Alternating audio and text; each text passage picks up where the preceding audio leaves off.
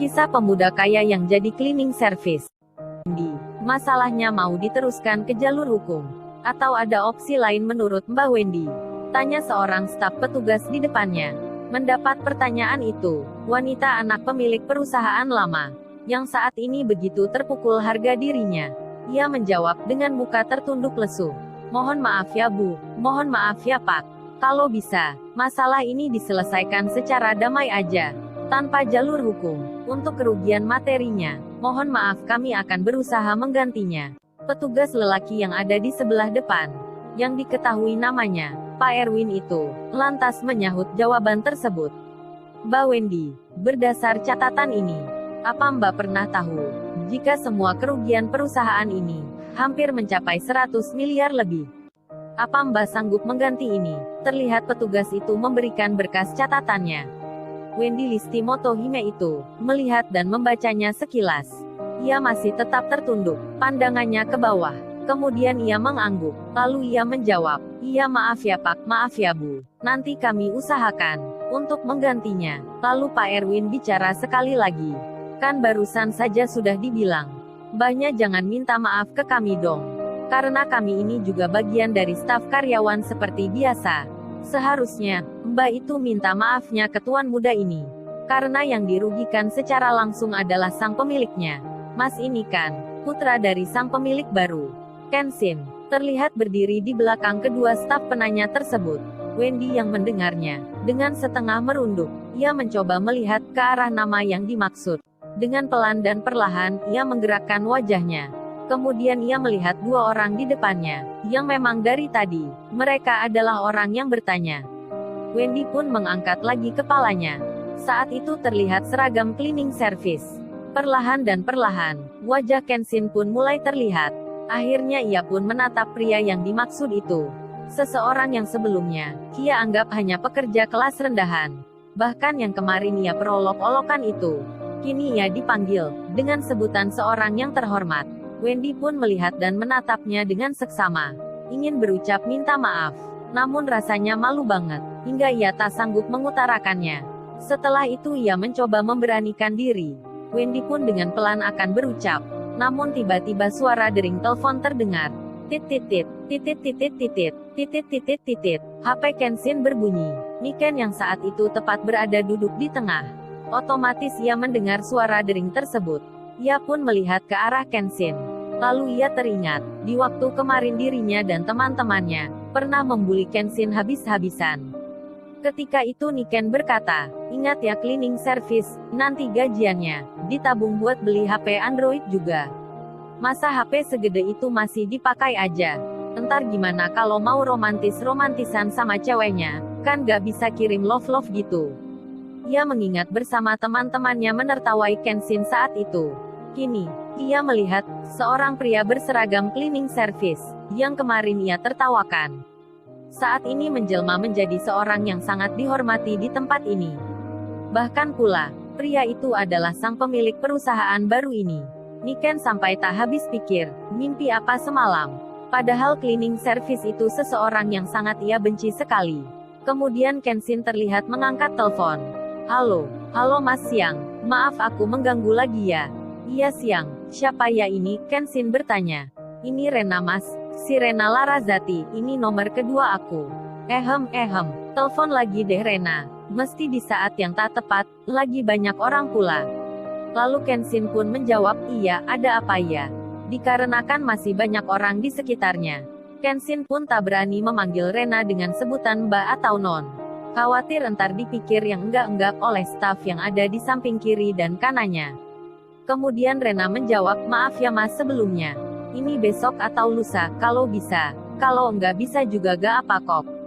Entar Masnya bisa datang enggak ke rumah aku ya. Sekalian itu loh, kita bicara tentang masalah pekerjaan yang kemarin, sewaktu di rumah sakit. Entar temanku yang IT itu, juga aku ajak datang ke sini. Masnya punya WA gak ya? Kenshin menjawab rada kaku, aku gak punya. Rena pun menyahut, ya udah kalau gitu, alamatnya nanti aku SMS ya.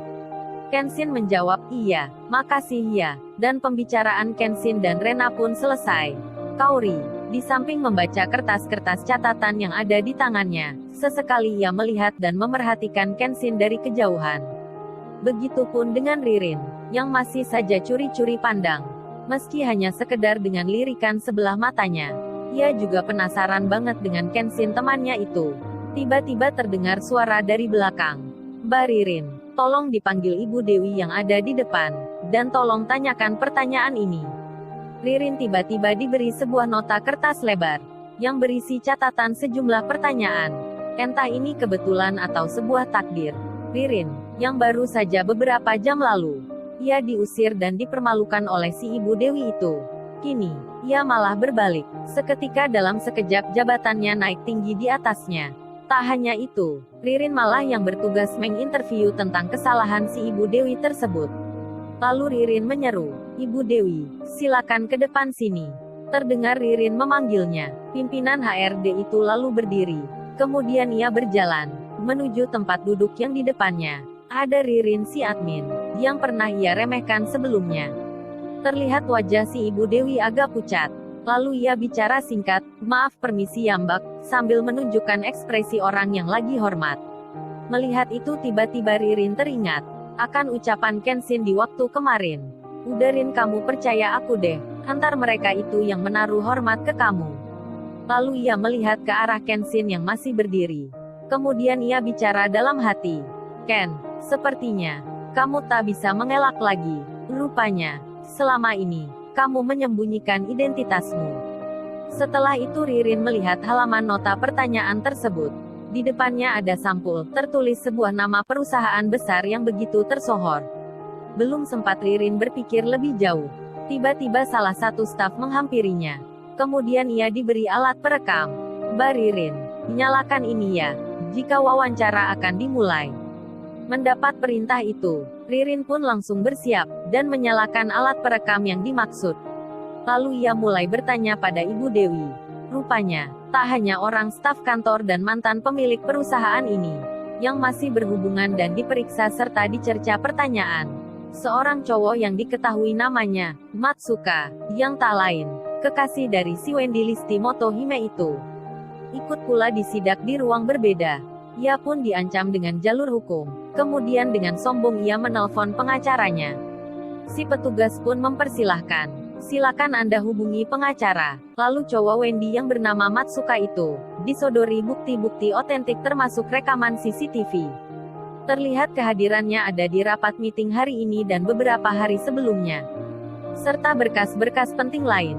Ketika melihat bukti-bukti itu, ia pun tak bisa mengelak, kemudian ia terlihat hanya diam dan pasrah menunggu keadaan. Sementara, ayahnya Kenshin yang berada di perusahaan pusat, bersama beberapa orang kepercayaannya, ternyata di luar dugaan. Ia sedang mengamati siaran live yang ada di kantor, di mana Kenshin saat ini berada. Entah siapa yang mengatur sebelumnya. Kameranya ada di mana? Tujuannya apa? Terlihat dari layar video streaming nampak jelas aktivitas orang yang ada di situ, termasuk Kenshin yang nampak dan masih berdiri. Kemudian sang bos besar menelpon salah satu bawahannya yang ada di kantor tersebut. "Halo Neil Daniel, kamu temui Kenshin." Kamu pura-pura bertanya, apa keputusannya mengenai kasus ini? Juga bagaimana orang yang terlibat di dalamnya? Setelah menerima pesan itu, petugas tersebut mendekati Kenshin. Kemudian dengan pelan dan agak berbisik ia bicara. "Gimana Tuan Muda, apa mereka harus dipolisikan atau tidak ya?"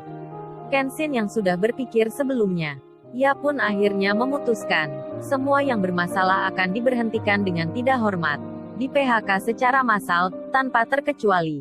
Setelah mendengar itu, Pak Daniel segera beranjak meninggalkan Kenshin, dan meneruskan info tersebut ke bos besarnya. Kenshin kemudian terlihat berbisik ke arah dekat Pak Erwin. Ada beberapa pesan yang ia sampaikan. Entah apa itu isinya, sepertinya hal yang sangat penting. Tak beberapa lama, ia pun berjalan lagi. Nampak Kenshin lewat di depan Niken, namun ia tak melihat dan hanya bersikap acuh saja. Dalam beberapa langkah, akhirnya Kenshin berada tepat di belakang Ririn. Ia pun sempat menghentikan langkahnya sebentar. Ririn yang saat itu, ia sedang bertanya pada Ibu Dewi. Ia pun mengetahui ada Kenshin di belakangnya. Namun ia tak bisa melihat, karena sedang bertanya pada orang yang ada di depannya. Kemudian Kenshin berjalan lagi. Dengan pelan, perlahan dan perlahan. Ia menuju ke arah Kaori. Kaori yang melihatnya hanya diam dan pura-pura cuek aja. Tak beberapa lama Kenshin pun tiba. Lalu ia duduk lagi di dekatnya, dengan jarak pemisah yang hanya 1 meter. Kaori yang sedang membaca dan memeriksa kertas catatan yang ada di tangannya. Akhirnya ia pun bicara pada Kenshin. Dengan pandangan mata ke arah catatan itu. Kaori berkata, "Masnya diam saja gak bisa apa? Jalan ke sana ke sini, mondar-mandir sana sini. Yang lihat itu lo jadi terganggu. Apa gak capek apa?" Kenshin mendengar itu hanya menjawab, "Kan seorang cleaning service kerjanya harus pindah-pindah tempat gitu. Lain kalau mbaknya hanya diam di kantor aja." Kaori jadi terdiam. Jadi sebel dengernya, namun ia merasa ada benarnya juga. Kemudian keputusan pun diberitakan. "Mbak Wendy," tanya petugas di depannya. "Sebenarnya jika menurut hasil rapat tim kami, semua staf yang ada di perusahaan pusat, Mbak Wendy beserta ayahnya, serta semua karyawan dan staf yang terlibat di kasus ini, maunya kami lanjutkan di jalur hukum." Mendengar itu si Wendy pun hanya mengangguk tanda mengiyakan.